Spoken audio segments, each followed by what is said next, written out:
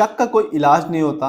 और जब किसी व्यक्ति को अफेयर का शक हो जाए अपनी ही पत्नी का, तो कैसे वो जल्लाद बन जाता है, इसके बारे में ही आज बात करने वाला हूँ। और एक ऐसा ही मामला उत्तर प्रदेश के लखीमपुर से सामने है, जहाँ पर लव मैरिज थी, घरेलू हिंसा था और फिर अफेयर का शक था, जिसके बाद एक पति ने अपनी पत्नी की निर्मम तरीके से हत्या कर दी। ये जो मामला है उत्तर प्रदेश के लखीमपुर खीरी जिले के थाना सदर कोतवाली क्षेत्र के काशीराम कॉलोनी का बताया जा रहा है, जहां पर एक युवक ने अपनी ही पत्नी की हत्या कर दी और उसको इस बात का शक था कि उसकी पत्नी का किसी दूसरे व्यक्ति के साथ अफेयर चल रहा है।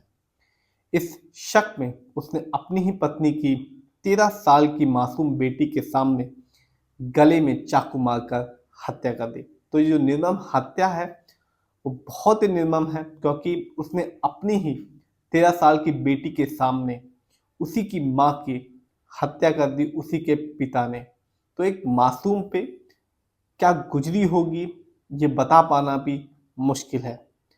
बताया जाता है कि काशीराम कॉलोनी के रहने वाले अंकुश श्रीवास्तव का उसी कॉलोनी में रहने वाली खुशबू श्रीवास्तव के साथ पहले अफेयर था, प्यार था, और बाद में उन्होंने शादी भी कर ली थी।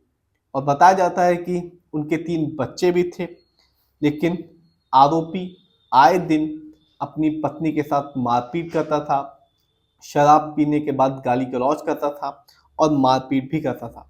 इससे तंग आकर बताया जाता है कि जो खुशबू श्रीवास्तव थी उसने उसी कॉलोनी में, उसका माँ का घर भी था, और वो अपने माँ के घर चली गई।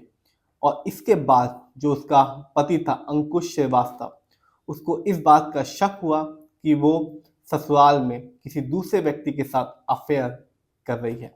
इसके बाद उस व्यक्ति ने, यानी कि अंकुश श्रीवास्तव ने, जो ससुराल था वहाँ आया, और वहाँ आने के बाद उसने अपनी 13 साल की बेटी के सामने ही उसकी माँ की, यानी कि अपनी पत्नी की निर्मम तरीके से हत्या कर दी। जो लड़की है 13 साल की बच्ची, उसने बताया कि घर का दरवाज़ा खुला हुआ था और इसके बाद मेरे पिता घर में आए और बहस हुई माता पिता में, और इसके बाद ही पिता ने चाकू से गले में वार करके उसकी माँ को, यानी कि 13 साल की बच्ची की माँ की हत्या कर दी।